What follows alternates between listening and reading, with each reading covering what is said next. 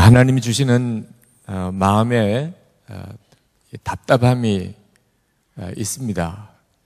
한 6개월 동안 여러 나라에 또 여러 교회를 다니면서도 여전히 하나님의 마음에 강하게 저를 누르고 있는 것이 있습니다. 요한계시록 3장 20절에 보면 라오디게아 교회를 향하여 성령께서 하시는 말씀 중에 내가 문을 두드리노니 누구든지 문을 열면 내가 그에게 들어가 그와 더불어 먹고 그는 나로 더불어 먹으리라 라는 말씀이 지금도 여전히 주님의 안타까운 마음입니다.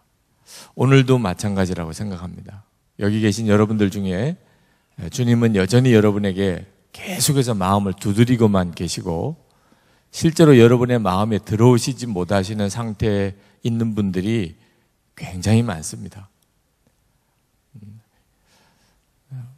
교회들마다 다녀보면 그 주님의 안타까운 마음을 너무너무 강하게 이렇게 느끼게 될 때가 있는데 저희 교회를 향한 마음 기도할 때마다 그렇게 느낍니다. 24시간 주님을 바라보시고 그리고 계속 영성일기를 써보시라고 이렇게 권해드리면 많은 분들이 굉장히 마음이 갈급해해서 들으십니다. 목사님들 중에도 교우들 중에도 그만큼 주님을 향한 갈망이 있으시다는 거죠. 그런데 실제로 24시간 예수님을 바라보시는 분들은 그렇게 많지 않습니다. 영성일기를 계속 이렇게 써보시는 분들은 그저 10명에게 권해드리면 1명 정도 있을까? 20명에게 말씀을 드리면 그저 한두 사람 정도 있을까? 그렇습니다. 아마 여기 계신 여러분들도 다 24시간 주님을 바라보시고 영성일기 쓰시고 이렇게 하지 않으시는 분들이 많으실 거라고 생각이 듭니다. 이유는 진짜 축복을 아직도 모르기 때문에 그렇습니다. 예수님께서 내 마음에 들어오시고 그리고 이제 그 예수님과 함께 사는 것이 얼마나 놀라운 것인가를 잘 모르시니까 그러니까 선뜻 시작을 못 하시는 겁니다. 이 로마서 5장 1절 말씀은 대단히 중요한 복음입니다. 믿음으로 의롭다함을 받았으니 우리 주 예수 그리스도로 말미암아 하나님과 화평함을 누리자. 근데 안타깝게도 많은 성도들이 이 복음을 요 앞부분만 기억합니다. 믿음으로 의롭다함을 받았으니, 믿음으로 죄사함을 받았으니, 요 구절만 십자가 복음이라고 생각합니다. 이건 이제 십자가 복음의 시작입니다. 믿음으로 의롭다함을 받았으니. 진짜가 뒤에 나오는 거예요. 우리 주 예수 그리스도로 말미암아 하나님과 화평을 누리자. 하나님과 화평을 누리자라고 말씀하신 것이 실제로 우리 가운데 이루어져야 구원받은 겁니다. 하나님과 화평을 누리자. 여러분, 하나님과 화평하다는 건 수도 없이 들었어요. 하나님과 우리 사이에 예수 그리스도로 말미암아 화평케 되었다. 우리의 모든 죄가 사함을 받음으로 하나님과 우리 사이는 원수가 되지 않고 이제 하나님과 우리 사이는 아버지와 자녀 관계가 되었다. 우리는 하나님 백성이 되었다는. 그런데 로마서 5장 1절에 보면 누리자라고 나옵니다. 하나님과 화평함을 받았다는 것을 아는 게 아니고 누리라는 거예요. 다시 말하면 하나님과 나는 너무나 친밀한, 이제는 하나님과 난 너무나 가까이 동행하는 거예요. 항상 같이 주님과 함께 사는 것이죠. 이렇게 되어야 구원을 받은 사람입니다. 그런데도 많은 성도들은 목사님, 저는 아직도 주님의 음성 한 번 들어본 적이 없어요. 그 마음의 안타까움이죠. 나도 한번 주님의 음성을 이렇게 들으면서 주님이 나와 함께 계신 것을 내가 분명히 느끼면서 그렇게 살아보고 싶은데 한 번도 그런 적이 없다. 주님의 임재하심, 정말 주님이 나와 함께 하시는 주님의 임재하심을 나는 한 번도 누려보지 못하고 산다.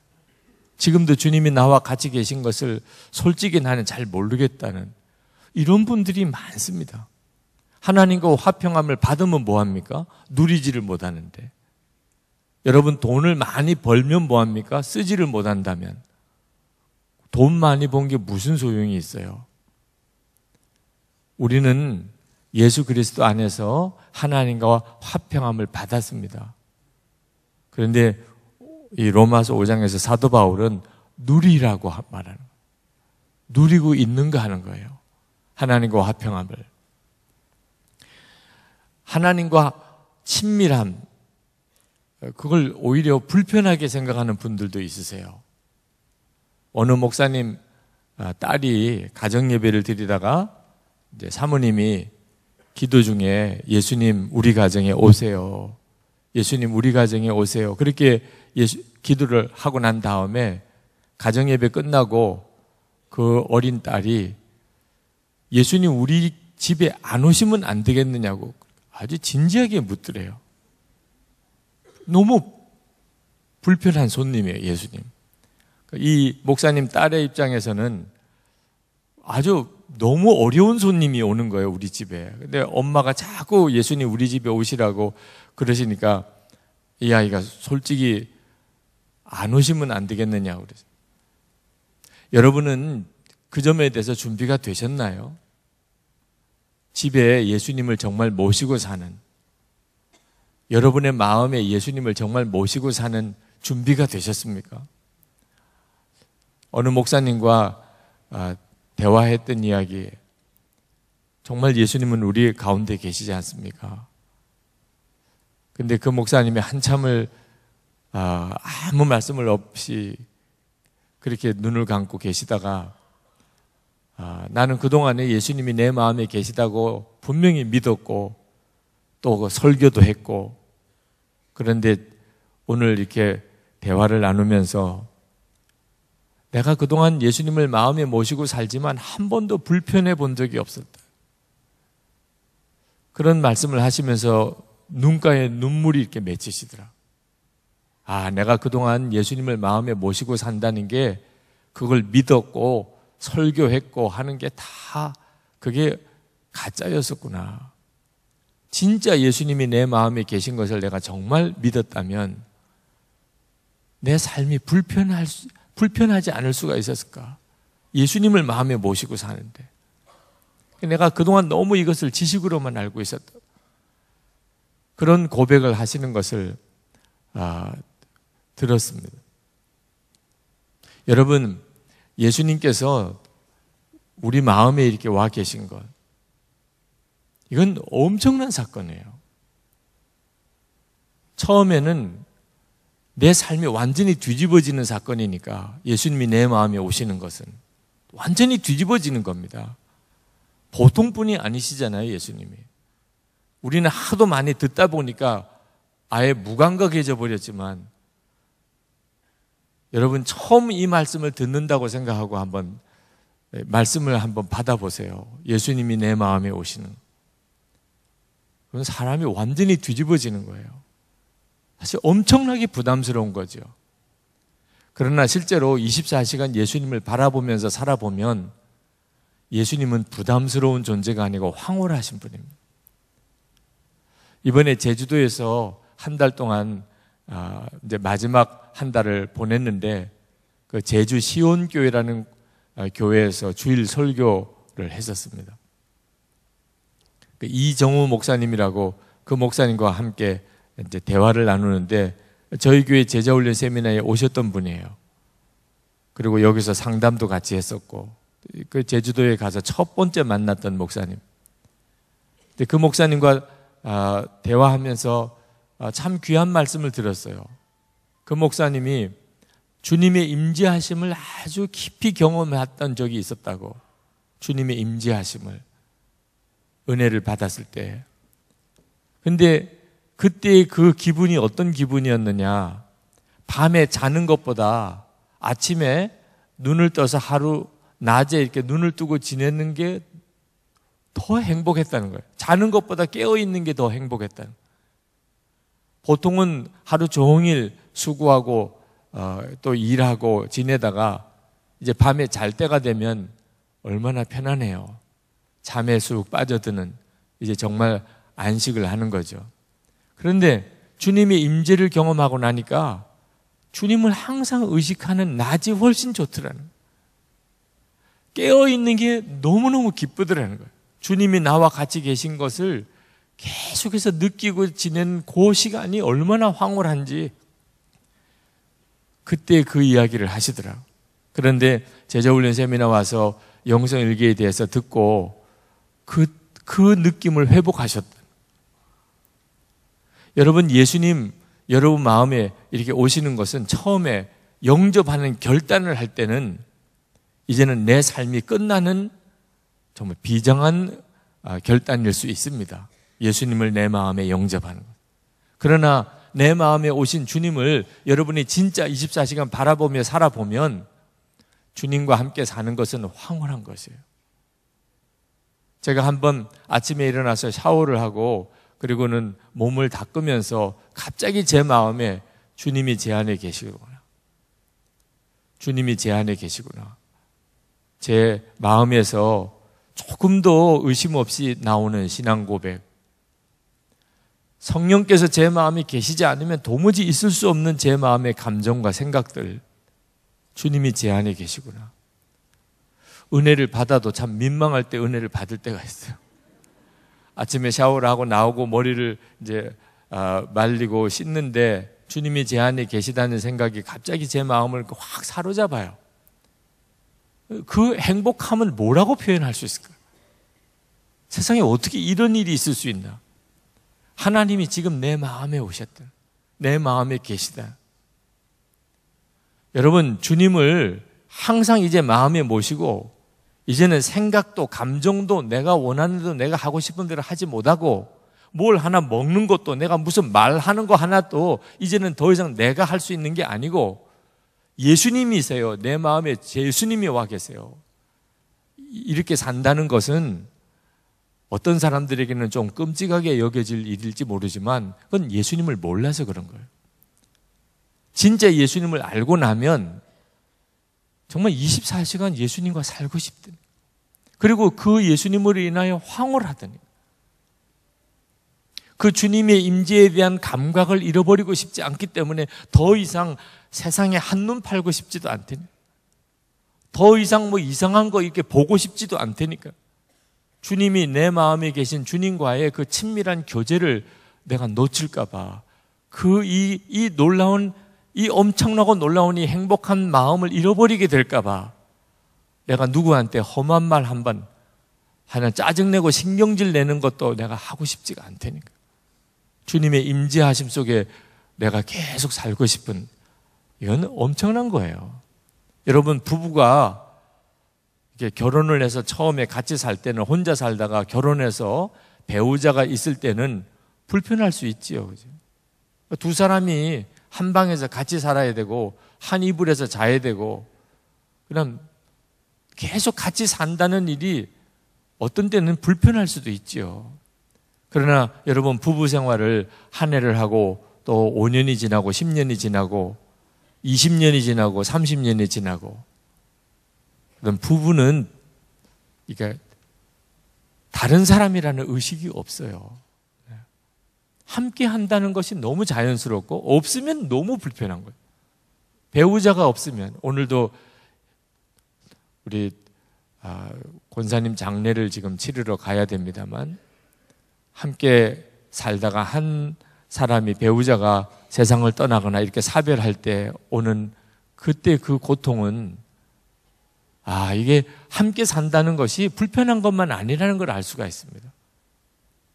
엄마가 아이들에게는 늘 잔소리도 하고 야단도 치고 그런 존재 같아도 아이들은요, 엄마가 있을 때 엄마가 지금 여기 있어. 그럴 때 이 아이들은 편안하게 잘 수 있어요. 막 장난치고 마음대로 놀고 돌아다닐 수도 있어요. 엄마가 있다는 걸 느끼는. 애들은요, 뭐 마음대로 돌아다닌 것 같아도 항상 엄마가 있나를 확인합니다. 엄마가 여기 있나? 엄마가 있어요. 가까이 있어요. 그러면 또 막 놀고 재밌고 온 세상이 다 재밌어요. 근데 어느 순간에 돌아봤는데 엄마가 없어. 그러면 한순간에 모든 게 끔찍한 지옥처럼 바뀌는 거예요.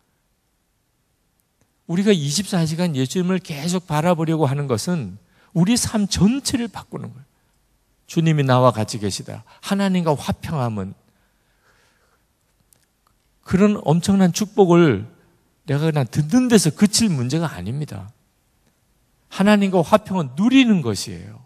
실제로 하나님과 너무너무 놀라운 친밀한 교제, 거기에서 모든 문제가 다 해결돼요. 두려운 일이 뭐가 있겠어요? 주님과 내가 친밀한데 두려울 게 뭐가 있겠어요? 나를 내려 누르고 오는 이 온갖 염려, 근심거리, 아직도 내가 하나님과 친밀함을 누리고 있지 못하니까 그 정도가 근심거리가 되는 겁니다. 불화가 어디 있어요? 사람들하고 뭐가 관계가 깨어졌고 누가 뭐 미워 죽겠고 하나님과 화평함을 누리지 못하니까 사람과의 관계가 다 그렇게 되는 거예요. 하나님과 화평함, 주님과의 친밀함이 나를 사로잡으면 인간관계 해결 안 될 문제가 없다니까. 손양원 목사님은 두 아들 죽인 그 공산당원 양자 삼고 장례식 치를 때 9가지 감사를 고백했어요. 하나님께. 어떻게 그게 가능하죠? 손양원 목사님이 누리는 하나님과의 화평. 누리는 거예요. 예수 그리스도 안에서 누리는 하나님과의 화평 때문에. 우리 교우라고 제가 들었습니다. 어느 목사님이 우리 교우 소개를 할 때 시어머니 때문에 예수를 믿게 된 우리 교우가 있었어요. 그분은 재혼의 한 케이스입니다. 남편은 초혼이고 재혼한 케이스. 애도 둘이나 있어요. 예수를 안 믿을 때입니다. 근데 어머님이 권사님이에요. 시어머님이 되실 분이. 결혼 허락을 받아야 되는데 허락이 되겠습니까? 허락을 안 해주신다는 이야기를 들었을 때 당연히 그렇죠. 그 시어머니 되시는 권사님은 얼마나 기도를 많이 했겠어요. 하나님이 이 결혼 막아달라고. 여러분 같으면 그런 아들이 재혼 케이스에 애도 둘씩이나 있는 그런 며느리를 데리고 온다고 할 때 뭐 쉽게 받으실 수 있겠어요. 근데 하나님께서 그 시어머니 되시는 권사님에게 기도 중에 말씀을 주시기를 내가 새 영혼을 구원할 기회가 아니냐. 깜짝 놀랐어요. 새 영혼을 하나님이 응답을 해 주셔야지. 이렇게 응답하시면 안 돼. 관계를 끊어 주셔야지. 새 영혼을 그 며느리 되겠다는 여자와 아이를 둘, 이 새 영혼을 구원할 기회가 아니냐. 기도원에 가서 금식했습니다. 하나님, 난 도무지 못합니다. 무슨 말인지 알아는 듣겠는데 난 도무지 받아들일 수가 없습니다. 작전 금식기도 끝나는 날 하나님이 다시 말씀을 주셨어요. 나는 너를 구원하기 위해서 내 독생자를 너를 위해 주었다. 근데 너는 새 영혼을 구원하기 위해서 그 자매를 며느리로 못 받아들이겠냐.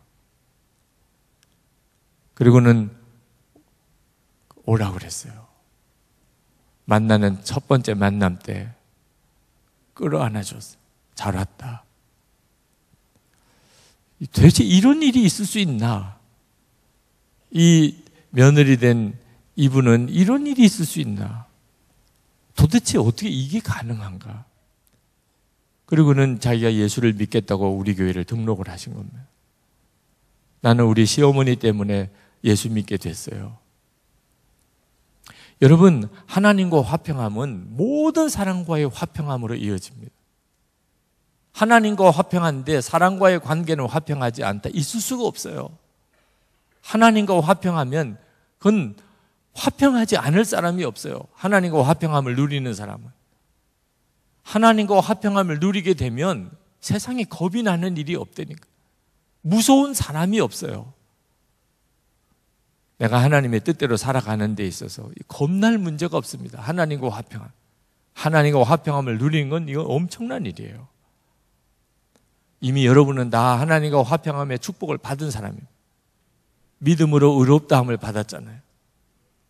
여러분, 믿음으로 의롭다함, 나는 의롭다함을 받았음을 확신하십니까? 어제 새벽에 여러분에게 주님의 성령의 감동으로 도전해 드렸어요. 믿음은 엄청난 것이거든요. 근데 이게 진짜 믿어지나? 아니, 하나님 앞에 가봐야 알 거 아니에요. 내가 진짜 구원 받았을지 안 받았을지는. 분명히 예수님도 주여 주여 하면 다 구원받는 건 아니라고 그랬는데 나를 구원해 주실지 안 구원해 주실지는 하나님이 결정하시는 건데 지금 확신을 어떻게 가져요?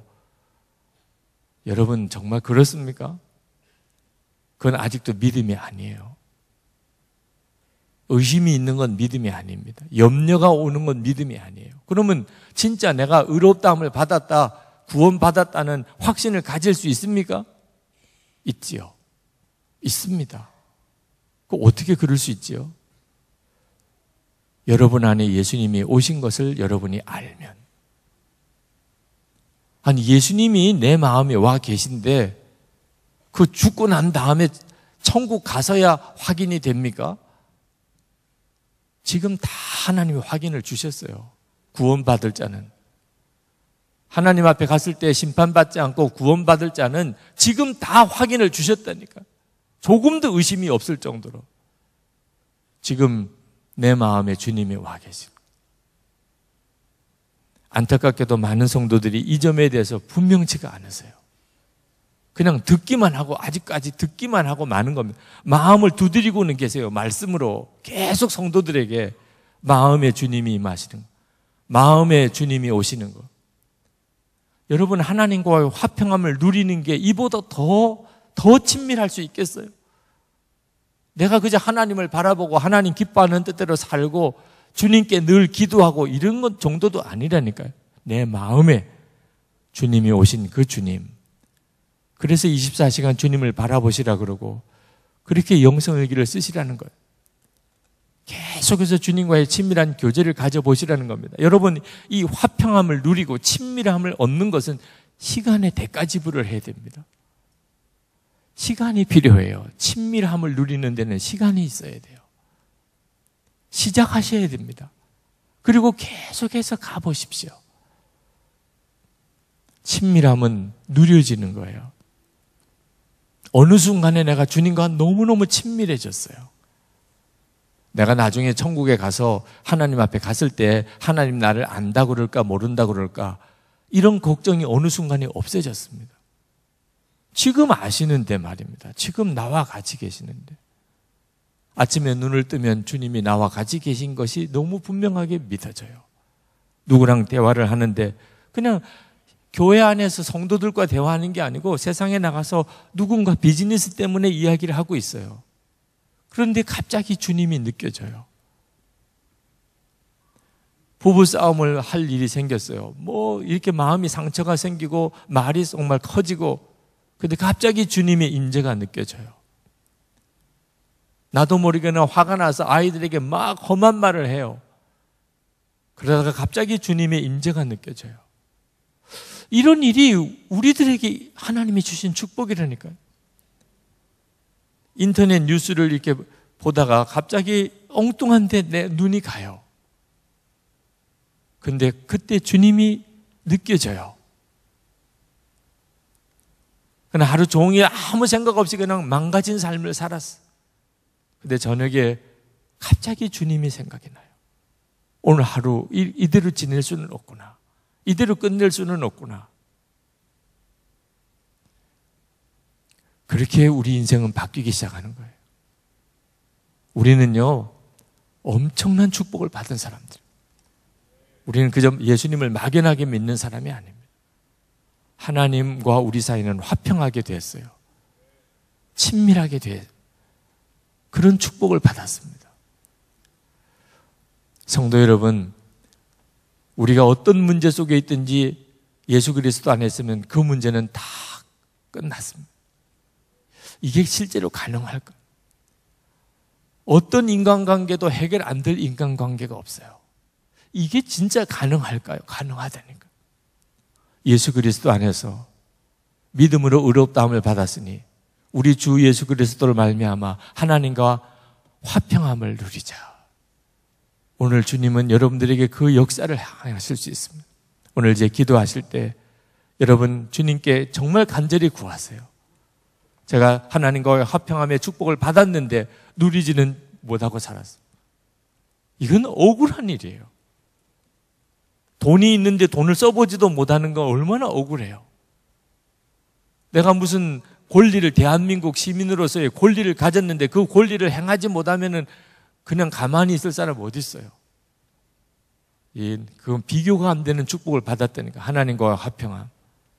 하나님과 내가 친해지게 됐어요. 친밀하게 살 수 있게 됐어요. 주여, 이걸 제가 누리게 해주소서. 주님, 불덩이 같은 믿음을 제 마음속에 오늘 심어주소서. 그래서 내 속에 있는 걱정과 근심이 그 불과 같은 성령의 역사로 다 불태워지게, 두려움이 없어졌어요. 주님이 나와 함께 계시니까. 부부 사이에 갈등이 있습니까? 부모 자녀 사이에 문제가 있나요? 해결이 안 되는 인간관계 때문에 어려움을 겪나요? 누구와 불화하고 있나요? 사는 게 아닙니다. 그러면 해결의 길이 있습니까? 상대방이 변해야 되나요? 환경이 달라져야 되나요? 어디 이사 가야 되나요? 우리 주 예수 그리스도로 말미암아 하나님과 화평을 누려보세요. 하나님과의 화평을 누려보시라니까. 여러분 다 구원받습니다. 여러분의 모든 문제에 대해서 구원받습니다. 우리 찬양합시다. 주께 가까이 정말 여러분의 간절한 마음을 담아서 찬양하고, 그리고 기도하십시다. 주여, 오늘 정말 성령님 불과 같이 제 심령이 임하소서. 하나님과 의롭다함을 내가 누리고, 그리고 하나님과 화평함을 제가 누리게 해주소서. 오늘 이 새벽에 기도하는 시간에 예수님의 십자가의 복음과 성령의 불로 나를 사로잡아 주시옵소서. 모든 문제가 오늘 이 새벽에 해결되고 모든 관계가 오늘 새벽에 다 풀어지게 해 주옵소서. 우리 찬양 끝나고 주여 세 번 우리 부르짖고 기도할 때 여러분 나오셔서, 강단에 나오셔서 자유롭게 기도를 시작하시기 바랍니다.